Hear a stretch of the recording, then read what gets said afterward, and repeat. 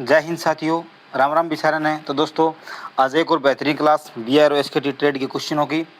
तो दोस्तों ये क्वेश्चन बहुत इंपॉर्टेंट है, इनको ना नोटबुक में साथ के साथ नोट करना है और बार बार इनका रिवीजन करना है।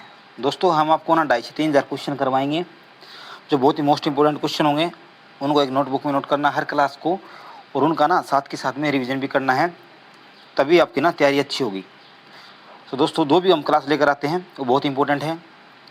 हम ये 50 क्वेश्चन आपको 10 से 12 या 13 मिनट में करवा देंगे।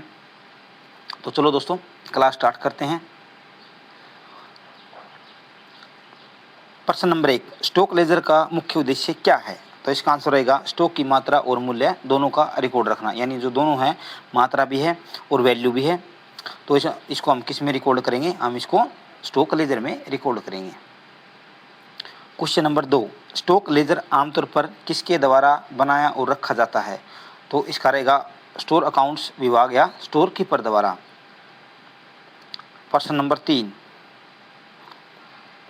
बिन कार्ड और स्टॉक लेजर में मुख्य अंतर क्या है? तो इसका आंसर रहेगा बिन कार्ड स्टोर में रखा जाता है, जबकि स्टॉक लेजर अकाउंट्स स्टोर कार्यालय में रखा जाता है। प्रश्न नंबर 4, बिन कार्ड को अन्य किस रूप में भी जाना जाता है? तो इसका आंसर है स्टॉक कार्ड। बिन कार्ड को हम क्या बोलते हैं दोस्तों? हम इसको स्टॉक कार्ड भी बोलते हैं। प्रश्न नंबर 5, बिन कार्ड में केवल क्या दर्ज किया जाता है? तो इसका आंसर रहेगा केवल सामग्री की मात्रा, यानी दोस्तों बिन कार्ड में ना मूल्य दर्ज नहीं किया जाता, ओनली उसमें क्वांटिटी दर्ज की जाती है। प्रश्न नंबर 6, स्टॉक लेजर में फोलियो नंबर का क्या अर्थ है? तो इसका आंसर रहेगा लेजर की पृष्ठ संख्या, यानी पेज नंबर, उसको बोलते हैं फोलियो नंबर। प्रश्न नंबर 7, स्टॉक लेजर में प्रत्येक वस्तु के लिए क्या बनाया जाता है? तो इसका आंसर रहेगा प्रत्येक वस्तु का अलग खाता बनाया जाता है। प्रश्न नंबर 8, स्टॉक लेजर में रिसिप्ट की प्रविष्टि किस आधार पर की जाती है? तो इसका आंसर क्या रहेगा दोस्तों? सर्टिफाइड रिसिप्ट वाउचर यानी CRV या गुड्स रिसिप्ट नोट GRN के आधार पर। दोस्तों ये फुल फॉर्म भी ध्यान में रखना है, क्योंकि एग्जामिनर है ना आपसे एक फुल फॉर्म पक्का पूछेगा।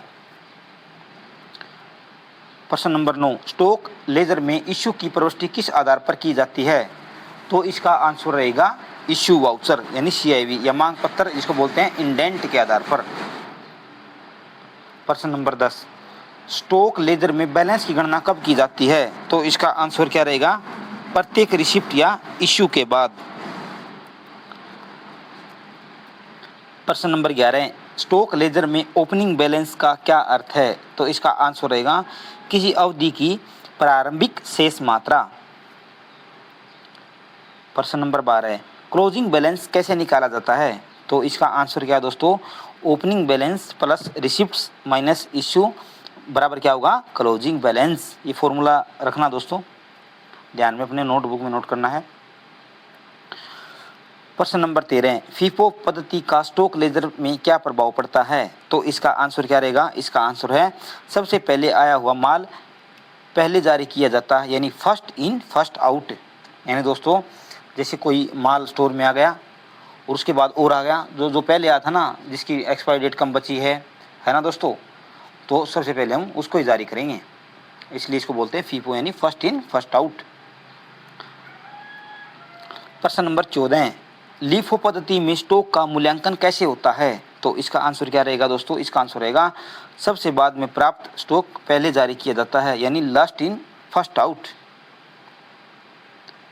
प्रश्न नंबर 15, वेटेज एवरेज मेथड में मूल्य की गणना कैसे की जाती है? तो इसका आंसर क्या रहेगा?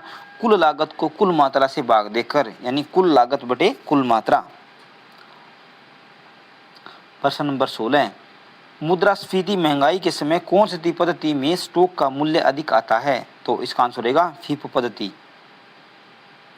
प्रश्न नंबर 17, लेजर में सामग्री का मूल्य किस मूल्य पर दर्ज किया जाता है? तो इसका आंसर रहेगा क्रय मूल्य, परचेज प्राइस तथा अन्य खर्चों फ्रेट टैक्स सहित।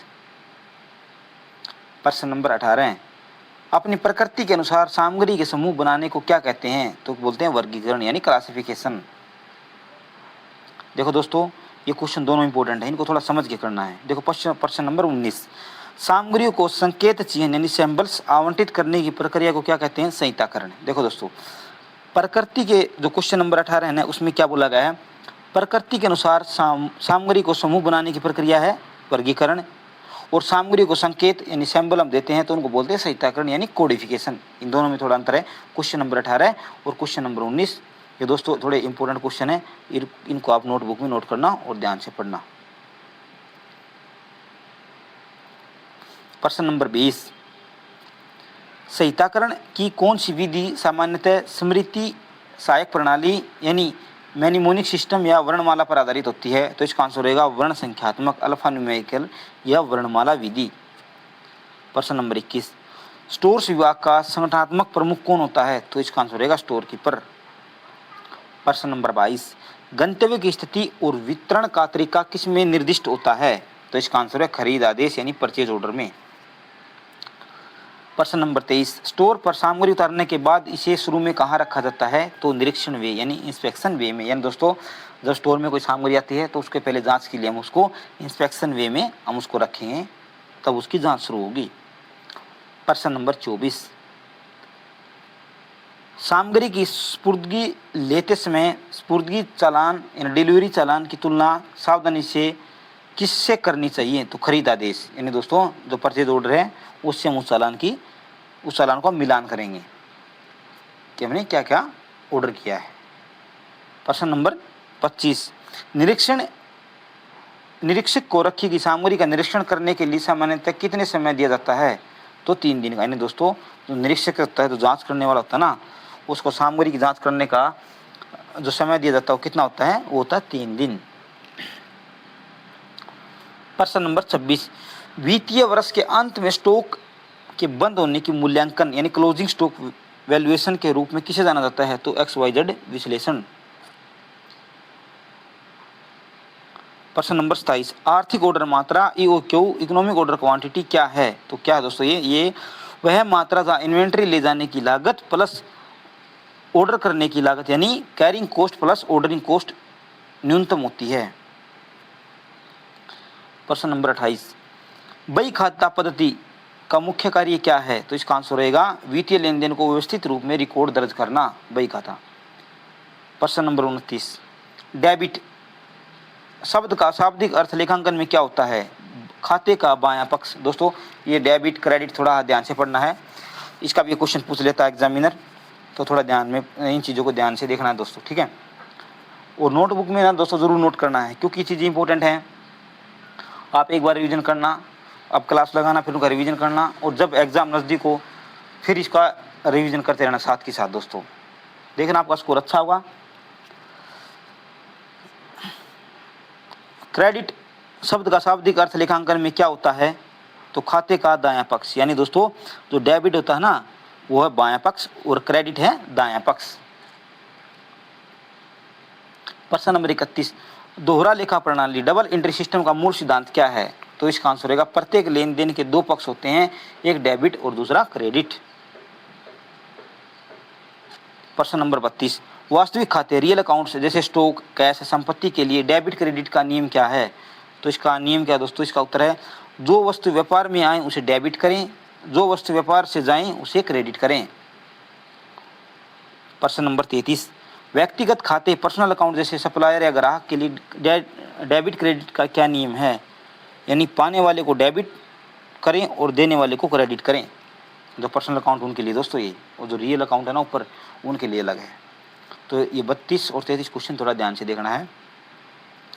प्रश्न नंबर 34, नाम मात्र के खाते जैसे नॉमिकल अकाउंट जैसे खर्च आने आय के लिए नियम क्या है? इसका नियम अलग है, सभी खर्चों और आनियों को डेबिट करें, सभी आय और लाभ को क्रेडिट करें।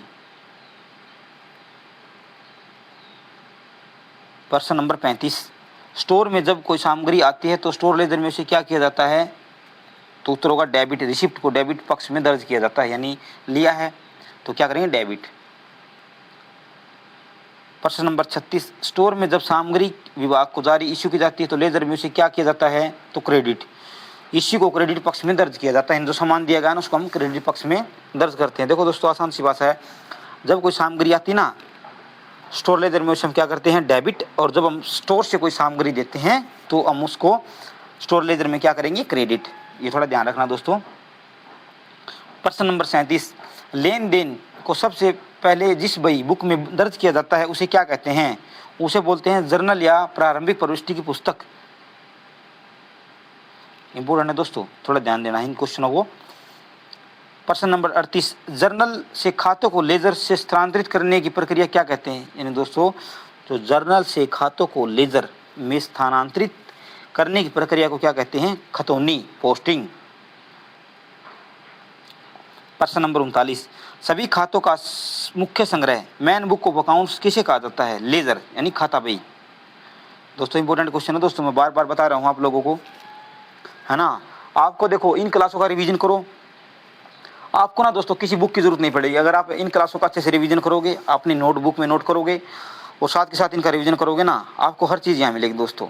अभी क्लास हमारी बहुत हैं, बहुत क्वेश्चन आएंगे धीरे धीरे, है ना। अभी तो एग्जाम में भी थोड़ा समय लगेगा दोस्तों, तो तब तक आप इनका रिवीजन करो और नोटबुक में नोट करके अपनी तैयारी को बेहतर बनाओ दोस्तों।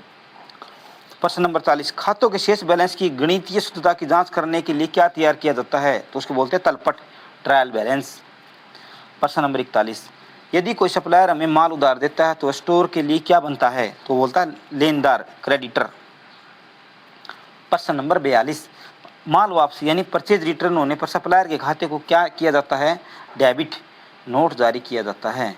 प्रश्न नंबर 43 यानी 43, स्टोर में रखी सामग्री को लेखांकन में किस श्रेणी में रखा जाता है? तो वर्तमान संपत्ति यानी करंट एसेट में। प्रश्न नंबर 44, संपत्तियों का सामान्यतः कौन सा शेष बैलेंस होता है? तो डेबिट शेष, क्या बोलते हैं? Debit balance.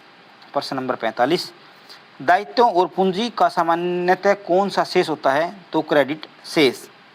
दोस्तों ये 45 क्वेश्चन थे, ये बहुत इंपॉर्टेंट क्वेश्चन है दोस्तों, इनको नोटबुक में नोट करना और रिवीजन करना है। जब तक दोस्तों आपका एग्जाम ना हो तब तक इनको बार बार रिवीजन करना है इन क्वेश्चनों को, क्वेश्चन की लैंग्वेज को समझना है, फिर उसका आंसर देना दोस्तों।